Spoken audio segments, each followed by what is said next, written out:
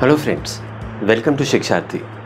In this video, we shall be talking about the conceptions and misconceptions on the usage of these six. So let's start.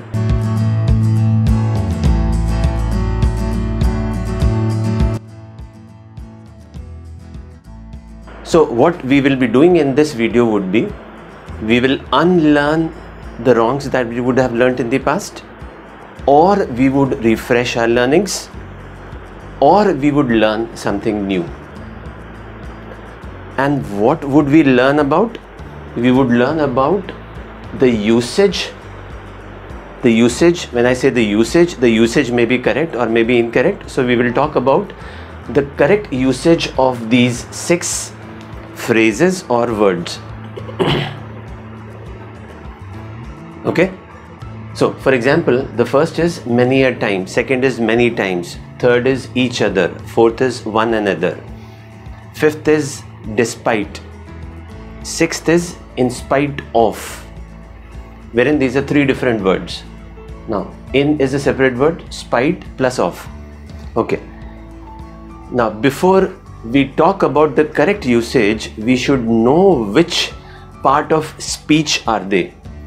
So the moment I say which part of speech are they, what I'm basically referring to is the word many.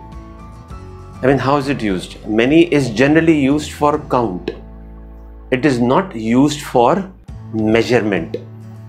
So the first incorrect usage that generally people do is when they use the word many either as an adjective or as a pronoun. I mean, I'm not saying that you can't use it as an adjective or a pronoun.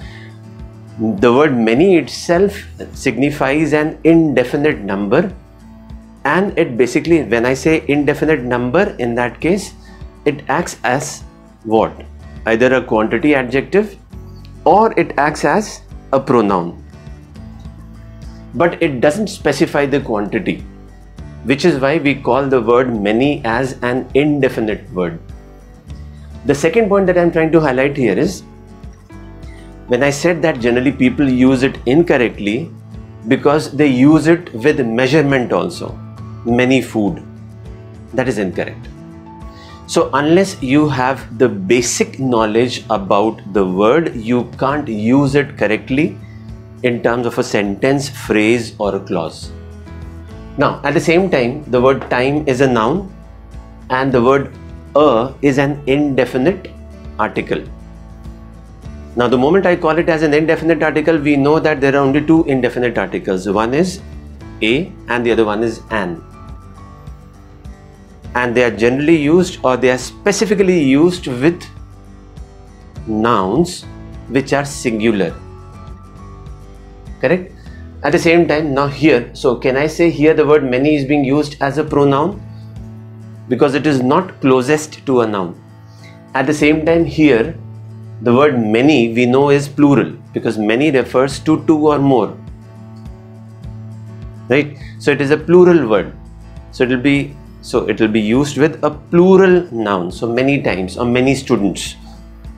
But you can't use it as many food because food doesn't come with a count. Food packets come with a count. So you can always say many food packets were wasted, but you can't say many food were wasted. Now, similarly, the word each is a distributive word. So now when I know that the word each is a distributive word, it can either be used as an adjective or it can be used as a pronoun. Same with the word one. Now the word one can be used for a count and the word one can be used to refer to someone.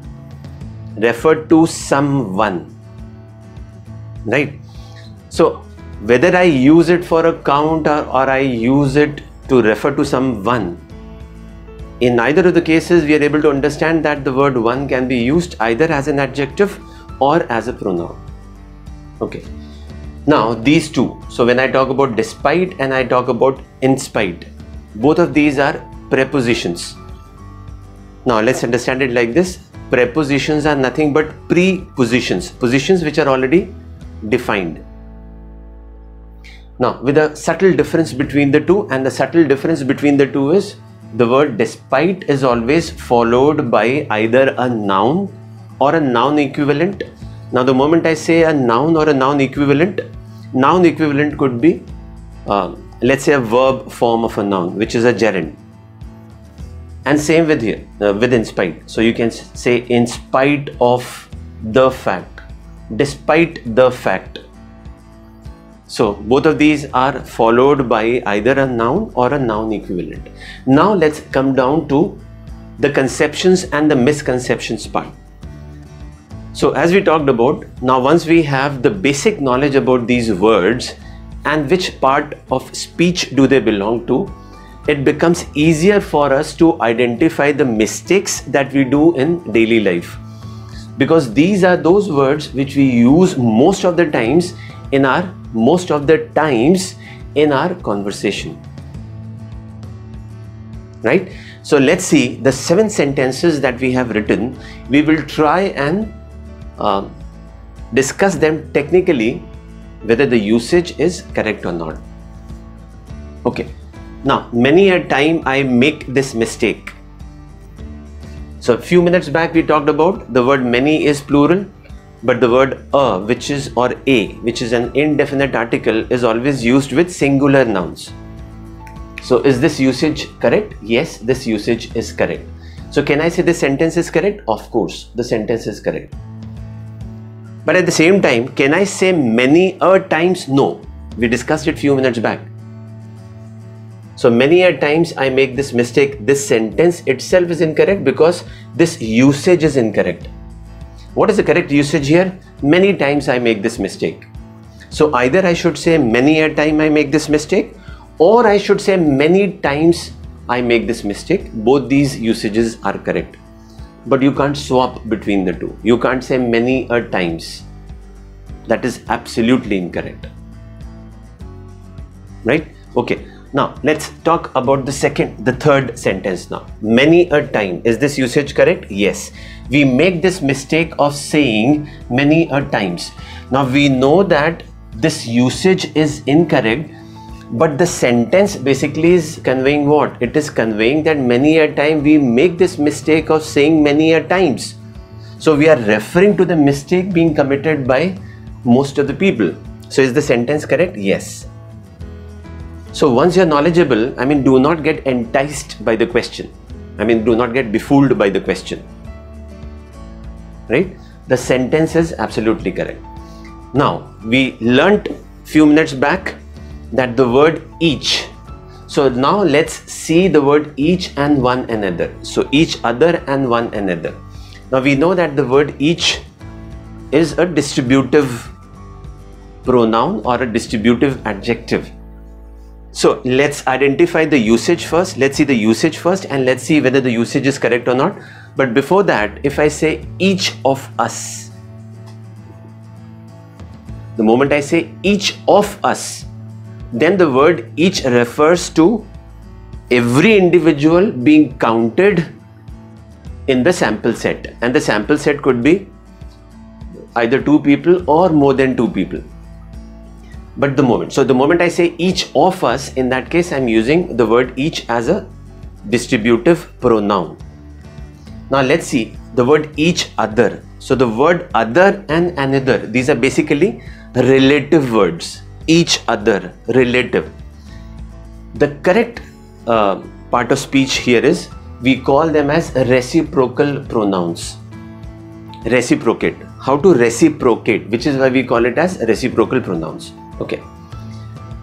Second point that I'm trying to make here is the word each other basically refers to, if let's say, now these are 2 markers. These are 2 markers. So let's say if they are talking, they'll be talking. Let's assume a situation wherein this marker is speaking to this marker. This marker says, hey, how are you? And this says, hey, I am fine. So what are they doing? They are talking to each other. So the point to be learnt here is the word each other is used for a count of 2. Exactly for 2 people. But the moment we talk about one another, we are basically referring to 3 or more but countable people. We are talking about 3 or more, but countable. And you should be able to count. Okay. Now, so let's see whether the usage that we have done is correct or not. We both should help one another. Now, the word both is used for exactly 2 people. And at the same time, we are saying all of us. The word all generally is used for 3 or more. Generally. Sometimes people say that you can use the word all for 2 or more also. But to be more precise here, I mean, generally we use it for 3 or more, when the count is 3 or more people. Having said this, now let us see whether this usage is correct or not. Okay. So we know that we both should help one another, and one another is used for 3 or more. That means when we say we both, that means the subject is referring to something in the predicate, and that reference is incorrect, because here we are referring to 2. I mean, here 2 people are referring to 3 people. Oh, that can be there, but here we are talking about the same set of 2 people talking about the same set. How can 2 be equal to 3? So is this usage correct? No. Why? Because both signifies 2 and one another signifies 3. The same thing you can say here. This sentence is incorrect because the word each other is used for a count of 2, and here we are talking about 3. Right? Last but not the least, in spite of getting late, we boarded the train, or we still boarded the train. So the point here is not to find errors other than in spite of. So we learned few minutes back that despite is nothing but in spite plus of. So are both the usages correct? Yes, they are. In spite of getting late, we were able to board the train. Despite getting late, we were able to board the train. Right? And then you have many other usages of the word despite also, which we are not going to talk about. We are basically talking about the primary usage of these words. So I hope we'll be able to clarify our concepts and misconceptions with the help of this video. If you feel that this video was really informative and you want us to do similar kind of videos, please consider and subscribe to our channel. If you have already done so, click on the bell icon so that you can start receiving updates from us regularly. Thank you so much. Until next we meet, goodbye.